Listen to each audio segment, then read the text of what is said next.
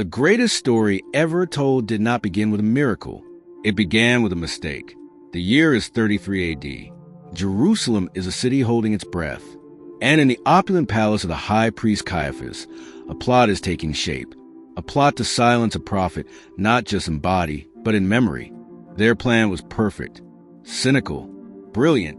They would steal the body of the crucified Nazarene, hide it away and wait for the inevitable whispers of a resurrection to begin, and then, at the height of the hysteria, they would produce the corpse, exposing the man as a fraud and his followers as fools. But in the heart of their perfect conspiracy, a fatal flaw was hiding. A single, unforeseen event that would cause their plan to backfire spectacularly, turning their would-be triumph into the very catalyst of the faith they sought to destroy. This is the story of how a perfect plot accidentally ignited a religion. In the spring of the year 33 AD, Jerusalem was not a holy city of peace. It was a cage, rattling with tension. And the man who held the keys was a high priest, Joseph Caiaphas. For 18 long years, he had performed a delicate, dangerous dance. He was the highest religious authority for the Jewish people, but he served at the pleasure of a brutal Roman governor, Pontius Pilate. Every decision he made, every judgment he passed, was weighed against two terrifying outcomes: a bloody rebellion from his own people or a merciless massacre by Roman legions. And into this powder keg walked the Nazarene. Jesus was more than just another wandering prophet from the Galilee. When he overturned the tables of the money changers in the temple courtyard, he wasn't just attacking a corrupt practice. He was attacking the very source of the temple's wealth and Caiaphas's power. When the feverish crowds that followed him began to whisper the word king, they weren't just speaking of a spiritual kingdom. They were speaking of treason.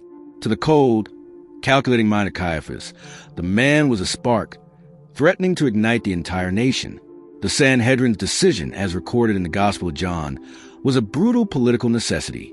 Caiaphas himself argued that it was better that one man die for the people than that the whole nation perish. The crucifixion, carried out by his Roman partners, should have been the end of it. The threat should have been neutralized. But Caiaphas was a politician. He understood symbols. And he knew that a dead martyr in a known tomb was not an end. It was a seed that, watered by rumor and grief, could grow into a new, even more dangerous rebellion. The problem of the Nazarene was not over. It had just begun. The decision to hand the Nazarene to the Romans had been public, but the plan that followed was born in shadow.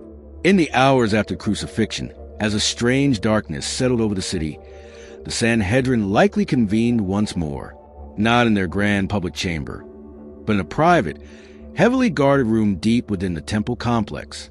Fear was a guest at that table. The Nazarene was dead, but his words still echoed in the streets. The crowds were sullen and unpredictable. Pilate was volatile. They had won the battle, but a single misstep could still lose them the war for the soul of Judea. It was here, in this atmosphere of quiet panic, that the Gambit was most likely proposed. The followers would inevitably claim a resurrection. It was the only move they had left.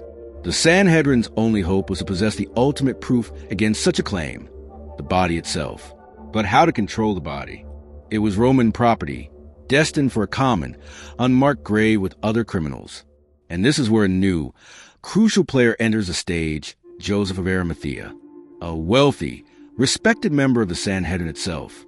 He went directly to Pontius Pilate and made a formal request of the body of Jesus to be laid in his own new private tomb. On the surface, it was an act of piety, a final, dignified gesture. But was it? Or was this the moment the conspiracy truly took form? Was Joseph's pity a calculated performance, the perfect way to secure the body in a private location known only to them?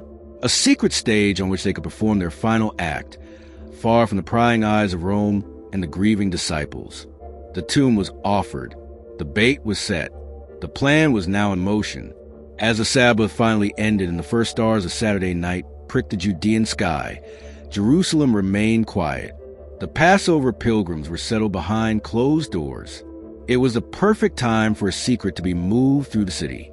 A small, trusted unit of temple guards, men loyal not to Rome or to any prophet, but to the high priest Caiaphas himself, moved silently through the winding, empty streets. They were not on patrol. They were on a mission that required them to be ghosts. Their destination was a new tomb in the private garden of Joseph of Arimathea.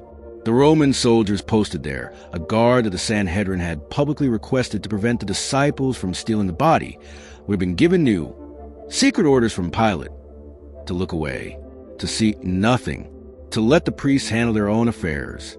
The sound of the great stone disc rolling away from the entrance was a muffled groan in the stillness of the night. Inside, the air was cool, heavy with the scent of myrrh and aloes used in the hasty burial. The work was swift, efficient. The body, wrapped in its expensive linen shroud, was lifted with detached professionalism. It was not a man they were carrying. It was evidence, the key to their final victory. They transported the corpse to a secure, hidden location known only to Caiaphas and his inner circle.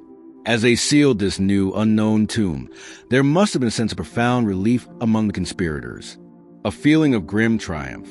The Nazarenes' followers could now claim whatever miracles they wished. The priests held the truth in their hands. The game was over. They had won.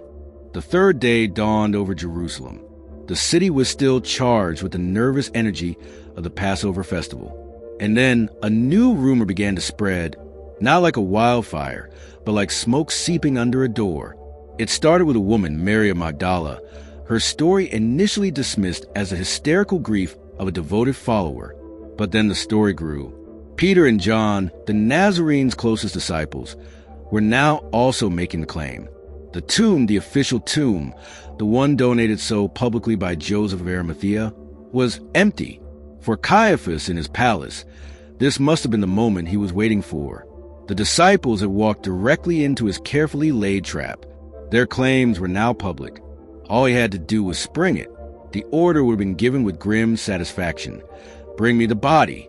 His agents would have gone to their secret location, the unmarked grave where the corpse was secured, ready to transport it to the steps of the temple and end this new heresy before it could take root. But they did not return with a body. They returned with a new, far more terrifying emptiness. The secret tomb was also open. The body was gone. In that moment, the entire conspiracy imploded. The hunter had become the hunted. The ultimate proof was now the ultimate problem. What could have happened had Roman agents, suspecting a plot all along, intervened and taken the body for their own reasons? Had one of his own guards, plagued by a guilty conscience, moved the corpse to a more dignified resting place? Or was it the most devastating possibility of all? Had Joseph of Arimathea, the respected council member, been playing a double game from the very start? Had he allowed them to take the body, only to follow them, and steal it back from their own secret tomb? Had he created a mystery that he knew, with absolute certainty, they could never solve? The high priest Caiaphas, the master manipulator, the man who balanced the fates of Rome and Judea on a knife's edge, was now in a trap of his own making. He was in checkmate. Think of his impossible position. If he came forward and announced that the disciple's story was a lie because he had taken the body, he would be admitting to a sacrilegious crime of the highest order. He would be confessing to desecrating a tomb, a grave offense under both Jewish and Roman law. His credibility, his authority, his very position as high priest would be destroyed overnight. He would be handing his enemies the ultimate victory on a silver platter. But if he remained silent, the story of the resurrection would grow unchecked. Every day that he failed to produce the body was another day the new faith became stronger. The absence of evidence became, in itself, a form of evidence. The very emptiness of the tomb, which he himself had secretly engineered, was now being hailed as the ultimate proof of the Nazarenes' divinity. This was the perfect, tragic irony. The Sanhedrin's brilliant plot to create definitive proof against Jesus resulted in the one thing they could never, ever debunk. They had manufactured the very mystery they were now powerless to solve. And so, the new religion was not born in a blaze of glory. It was born in the deafening silence of its most powerful enemies. It was nurtured in the vacuum they created. Their gambit to control history had failed so spectacularly that it set in motion a chain of events that would conquer the Roman Empire and change the course of human civilization forever. The perfect plot had backfired, and in doing so had ignited the world.